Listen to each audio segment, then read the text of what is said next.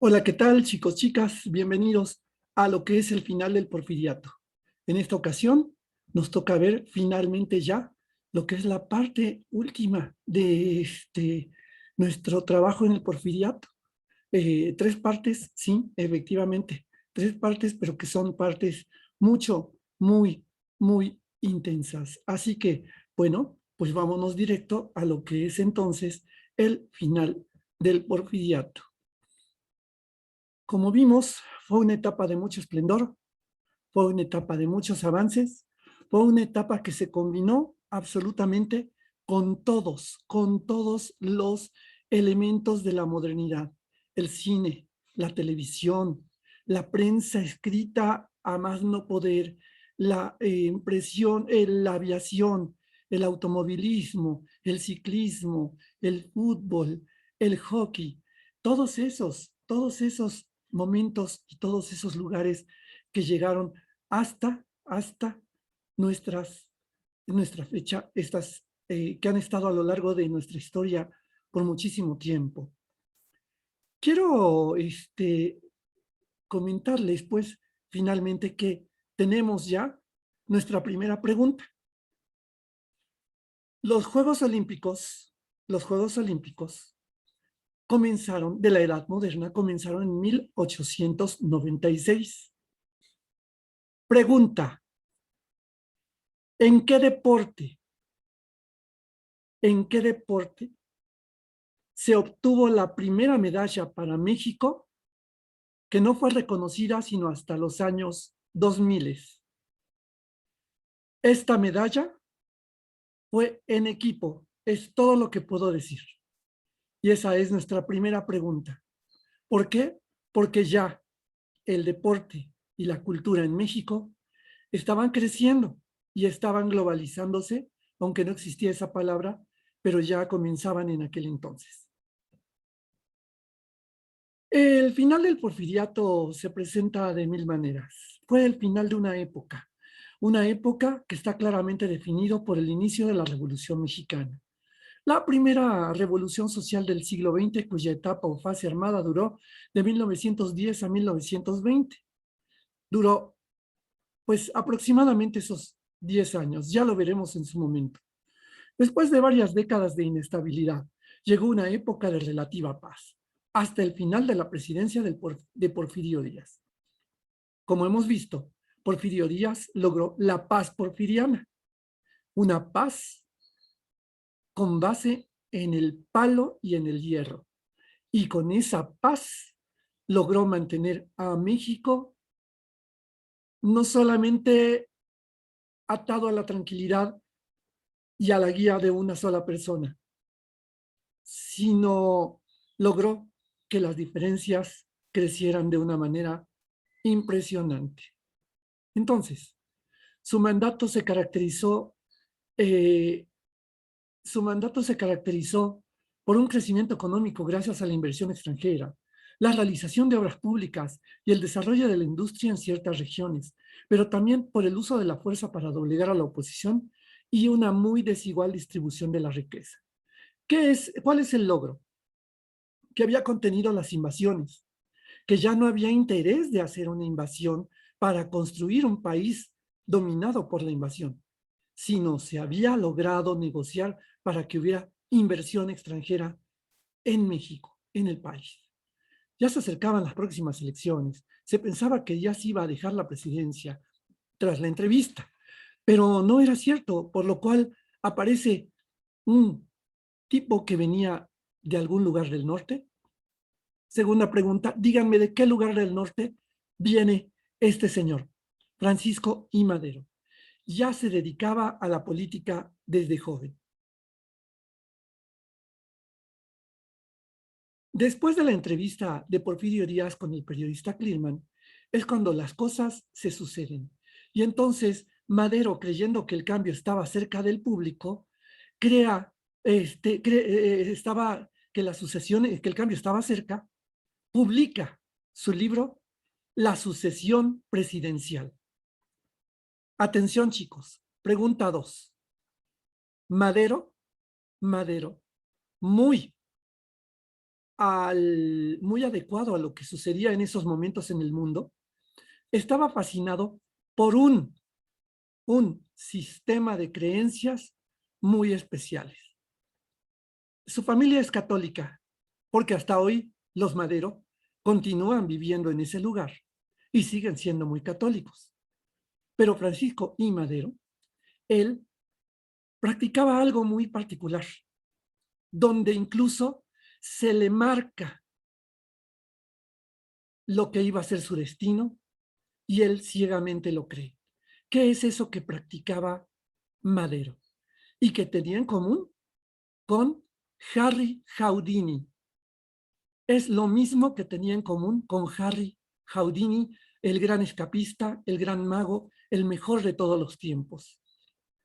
Entonces, en la presidencia, en la sucesión presidencial en el libro, en el que reconocía que Díaz había trabajado muy bien y que le agradecía que hubiera decidido abandonar la presidencia, pero el presidente no tenía la menor intención de dejar la presidencia y se presentó como candidato a la presidencia.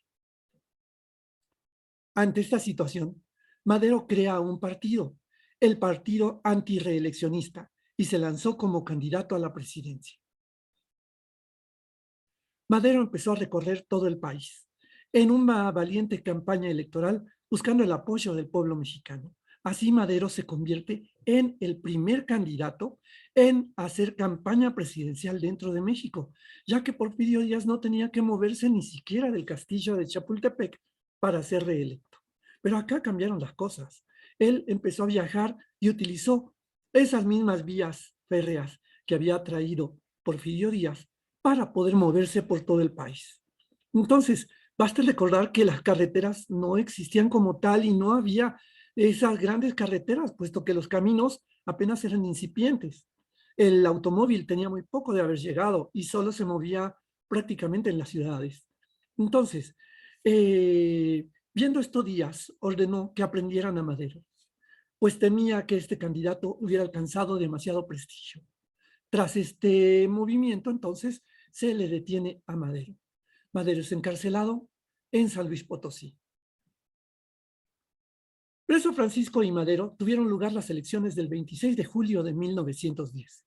Y por supuesto, el Congreso declaró reelecto una vez más a Porfirio Díaz. Pregunta 3. ¿Qué número de sucesión estaba ocurriendo en este momento? ¿Qué número de sucesión de Porfirio Díaz estaba sucediendo en este momento? Ya sabemos que se religió muchas veces, pero esta, ¿qué número fue? Después de las elecciones, Madero fue puesto en libertad condicional y huye protegido por los ferrocarrileros con destino a Texas. Desde Texas, él proclama el Plan de San Luis, en el que declaraba nulas las elecciones, reafirmaba el principio de no reelección y el derecho del pueblo al sufragio efectivo, es decir, atendámoslo a que su voto valiera.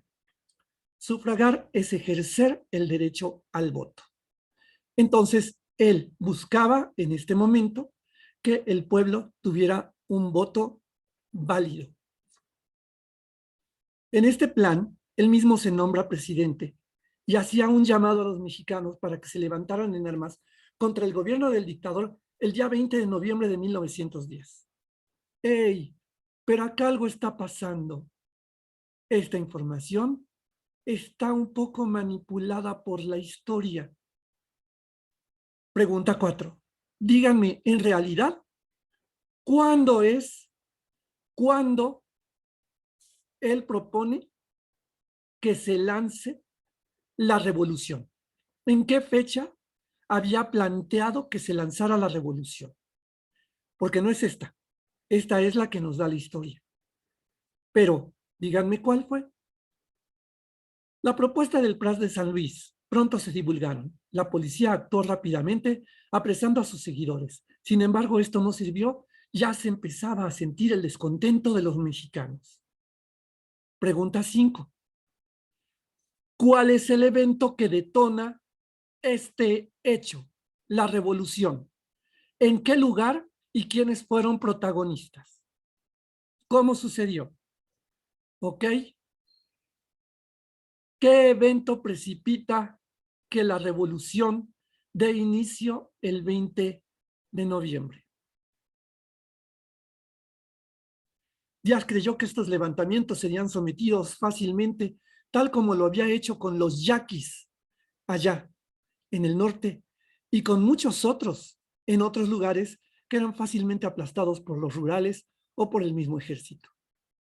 Días antes del levantamiento es capturado, 2 días antes del levantamiento es capturado y asesinado junto con, permítanme un segundo, ok, ajá, bueno, acá tenemos entonces a Aquiles Herrán, dirigente del movimiento revolucionario, que guardaba un arsenal de armas en su casa y fue descubierto por las autoridades.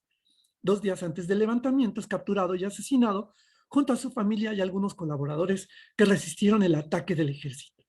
Pregunta, ¿cómo se llamaron las dos mujeres que estuvieron junto con ellos y que también fueron masacradas en esta lucha? Una era la hermana y la otra, ¿cómo se llamaban? En Chihuahua estuvieron unos de los primeros revolucionarios. Y ahí entonces surge el primer verdadero gran revolucionario, que se llama Pascual Orozco. Francisco Villa tiene otra versión que ya veremos más adelante.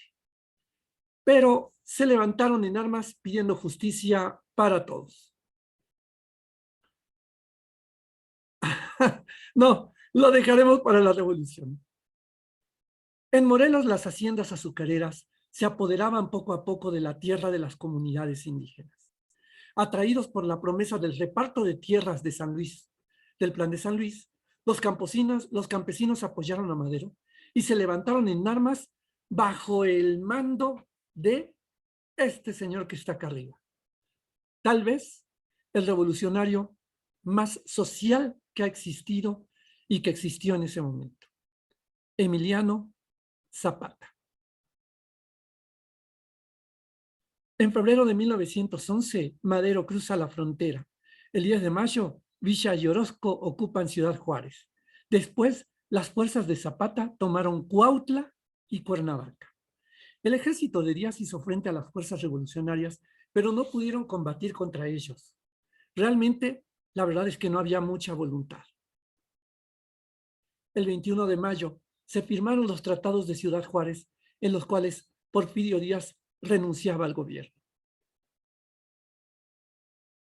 El mismo mes, el general Díaz se embarcó a Veracruz en el navío alemán Ipiranga, rumbo a Europa. Y como ya hemos visto, Porfirio Díaz muere en París 4 años después. ¿Qué nos deja esta etapa? Nos deja personajes, nos deja personas, nos deja desigualdades sociales, nos deja muchísimo en qué pensar. Y hoy, esa es la razón por la cual, pues bueno, terminamos el final del porfiriato. Hay algunos elementos más que vamos a ver en clase. Así que pongamos atención y nos vemos en la Revolución Mexicana. Hasta la próxima. Soy el doctor Eddie Einar. Nos vemos pronto. Chao.